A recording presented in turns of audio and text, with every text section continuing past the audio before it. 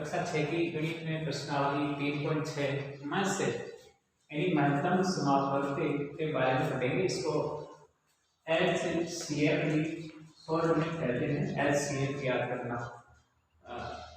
पहले मैथ से होता क्या है, दो या दो से अधिक जो संख्याएं होती है, दो या दो से अधिक संख्याएं, उनका अपन जब सार्वगुणनखंड करते हैं तो उनमें सबसे बड़ी जो सार्वगुणनखंड होता है, उसका गुणनफल होता है, उनका गुणनफल का जो मान होता है वो उसको उसी मान को अपन मैथ से कहते हैं।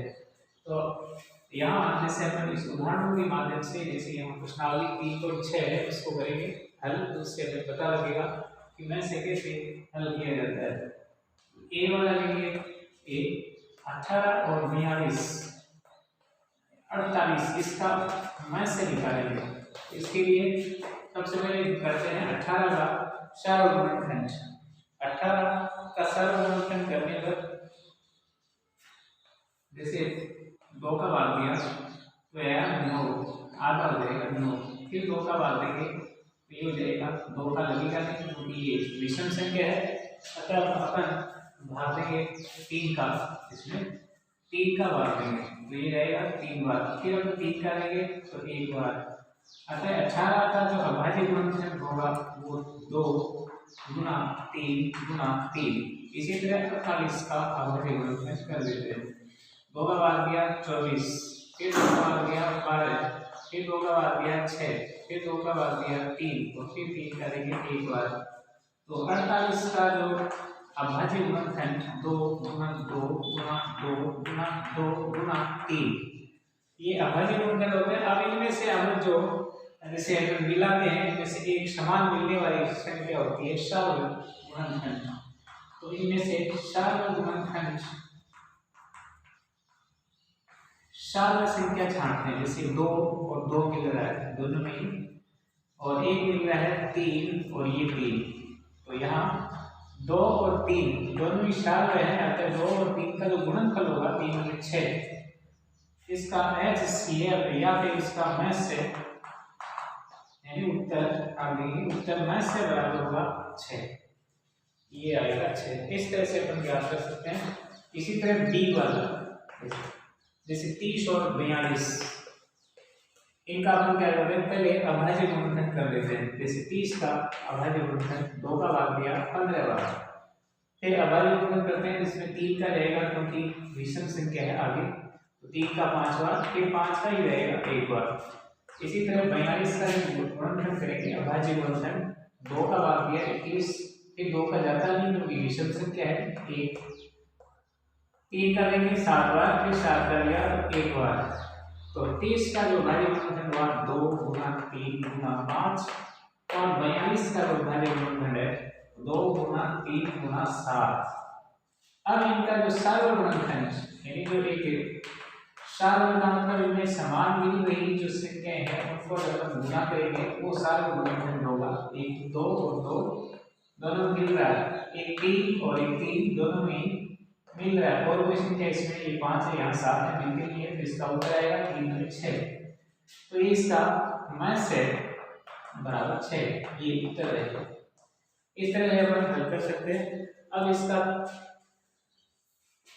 दो संख्याओं वाले और भी ऐसे गुणनखंड अपन ले सकते हैं। जैसे बड़ी संख्या इसमें लेते हैं, ये 36 ई वाला 36 और 84, इनके भी अपन अभाज्य गुणनखंड कर सकते हैं। 36 का अभाज्य गुणनखंड यहाँ पर लेते हैं 36,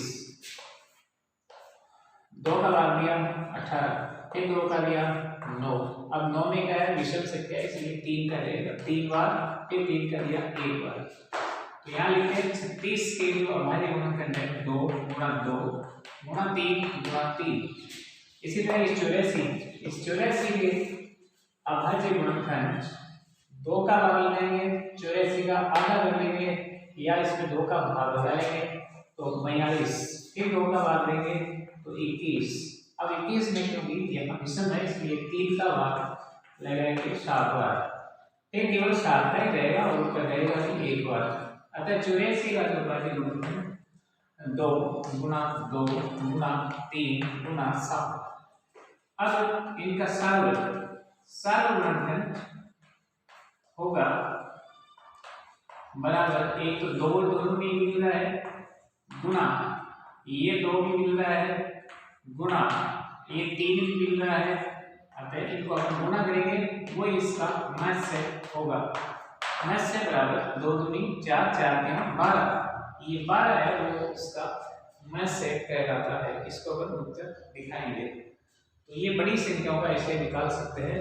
अब है 3 अंकों का, जैसे 3 जो संख्या है इनमें यहाँ जी वाला लेते हैं, जी उसमें लिखा है 70, 105 और 175, ये बड़ी संख्या है। तो इनका अपन मैसे कैसे निकालें? इनको निकालने के लिए सबसे पहले अपन 70 इसका 70 का अभाज्य गुणनखंड करते हैं। 70 का 2 का भाग दिया 35, अब 5 आया, आगे विषम संख्या है 5, अतः अपन लेंगे 3 का इसमें जाता नहीं, 5 का देंगे 7 बार और 7 का देंगे तो 1 बार। वापिस इसको अपन लिख लेते हैं गुणनखंड के रूप में 2 गुना 5 गुना 7, ये इसका अभाज्य गुणनखंड। इसी तरह 105, तो यहाँ 105 का गुणनखंड करते हैं अभाज्य गुणनखंड।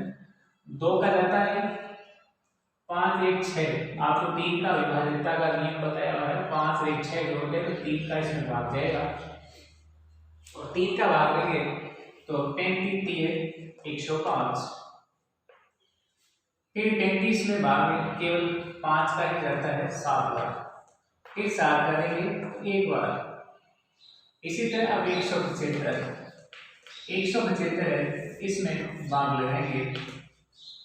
सबसे पहले 5 और 7 12 और 1 13, क्योंकि इसमें 175 में भाग जा नहीं रहा है 3 का, तो अपन देंगे 5 का भाग देंगे तो 35 5 175 और फिर 5 करेंगे 7 35 और फिर 7 करेंगे 1 बार। ऐसे अपन भाग दे देते हैं।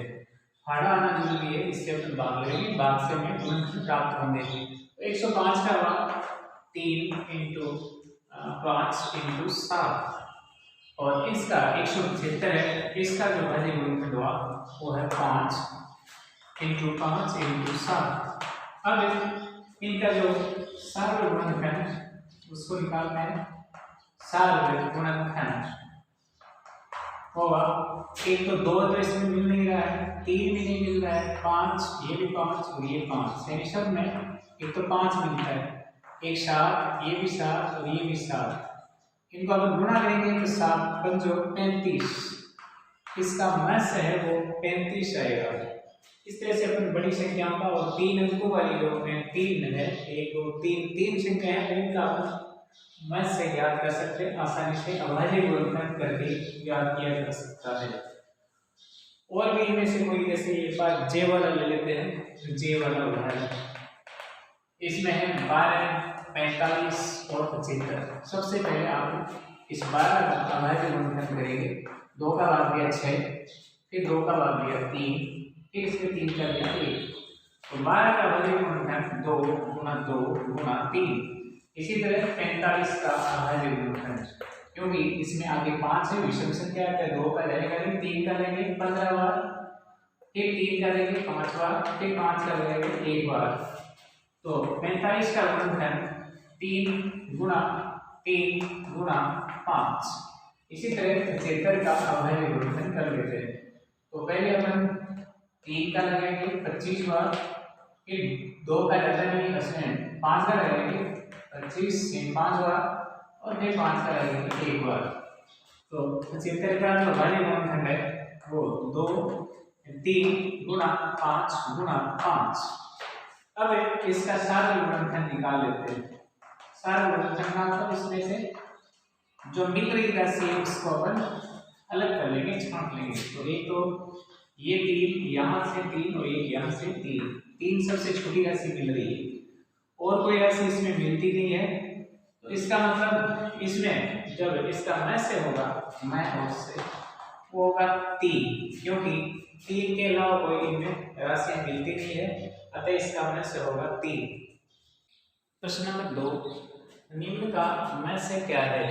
तो 2 क्रमागत संख्याएं जैसे अपन दो क्रमागत संख्या 4 और 5 ले लिया, इसका हमें मैथ से ज्ञात करना है, इनका मैथ से ज्ञात करना है। तो 4 का गुणनखंड होता है 2 गुना 2 और 5 का जो भाज्य गुणनखंड होता है 1 गुना 5। अब इन अभाज्य गुणनखंड में सारे गुणनखंड देखें तो कोई संख्या नहीं मिल रही है, इसका मतलब इनका जो मैथ से होगा 1 होगा, क्योंकि आप 1 से गुना किसी को भी कर सकते हैं और किसकी 4 आएगा, 5 का 5 आएगा, 2 में 4 आएगा। इसी तरह इस बी वाला कर लेते हैं, दो क्रमागत सम संख्याएं। तो क्रमागत सम संख्या जैसे 4 और 6 ये है, इन दोनों का हमें गुणनखंड करना है। तो 4 का गुणनखंड किया, अभाज्य गुणनखंड 2 गुना 2 और 6 का अभाज्य गुणनखंड 2 गुना 3। तो इनमें मिल रही जो सारा गुणनखंड होगा वो 2, इसलिए इसका जो मैथ से होगा वो होगा 2। 2 का मतलब सम संख्या, यानी सम संख्याओं का जो मैथ से होगा वो सम संख्या होता है, तो होनी चाहिए वो क्रमागत। इसी तरह 2 क्रमागत विषम संख्या हो, जैसे 3 या 5 और 7 ये ले लेते हैं, या 3 और 5 ले लेते हैं, कोई भी संख्या होनी चाहिए वो विषम संख्या होती है, 5 और 7। तो 5 का अभाज्य गुणनखंड 5 गुना 1 1 गुना 5, 7 का होता है 1 गुना 7। तो इनमें सारे गुणनखंड केवल 1 है, इसलिए इसका मैथ से भी क्या होगा 1 होगा। तो हमें दो क्रमागत संख्या उनका मैथ से ज्ञात करना हो तो वो होता है 1, दो क्रमागत सम संख्याओं का मैथ से होता है 2 और दो क्रमागत विषम संख्याओं का मैथ से होता है 1। अब प्रश्न नंबर 3, अभाज्य गुणनखंड द्वारा 2 से अभाज्य संख्याएं 4 और 15 ये से अभाज्य है, क्योंकि इनमें 1 के अलावा और किसी संख्या का भाग नहीं जाता, खुद का तो जाता है, ये 1 का जरूर जाता है, इनके अलावा कोई भी संख्याओं का भाग नहीं जा रहा है। इसका मतलब ये है से अभाज्य संख्या। तो मैं से इस प्रकार ज्ञात किया गया, जैसे 4 का गुणनखंड कर दिया और 15 का गुणनखंड कर दिया, 4 का 2 गुना 2, 15 का 3 गुना 5। क्योंकि इन गुणनखंडों में से कोई अभाज्य सार गुणनखंड नहीं है, तो देखते हैं 2 गुना 2 में भी इनमें कोई संख्या नहीं मिल रही है, सार नहीं है, इसलिए 4 और 15 का मैं से शून्य बताया गया है प्रश्न में। जबकि क्या ये उत्तर सही है? तो हमें जो उत्तर लिखना है ये सही उत्तर नहीं है, क्योंकि 4 का जो अभाज्य गुणनखंड होगा 2 गुना 2 और जो 15 होता है उसका होता है 3 गुना 5। तो इसका मतलब हमें 1 से भी को गुना कर सकते हैं, शून्य से गुना करोगे तो ये 0 हो जाएगी, इसलिए हमें 1 से गुना करने को ये सभी संख्या इनमें 1 का तो भाग जाता है, सह अभाज्य जो संख्या होती है उसमें 1 का भाग जाता है, क्योंकि उनमें 1 होता है वो सारा होता है, इसलिए मैं से होगा इसका 1 होगा, नहीं कि शून्य होगा। अतः जो ऊपर प्रश्न में कहा गया है वो कथन गलत है, कि इसका ये जो कथन है वो असत्य है, कथन असत्य होगा। और असत्य है तो इसका कारण ये है क्योंकि इसमें 1 शब्द होता है, तो इसलिए इसका मैथ से 1 होगा, नहीं कि इसका शून्य होगा। अतः इस तरह से अपन प्रश्नावली 3.6 मैथ से इसको समझ सकते हैं आसानी से।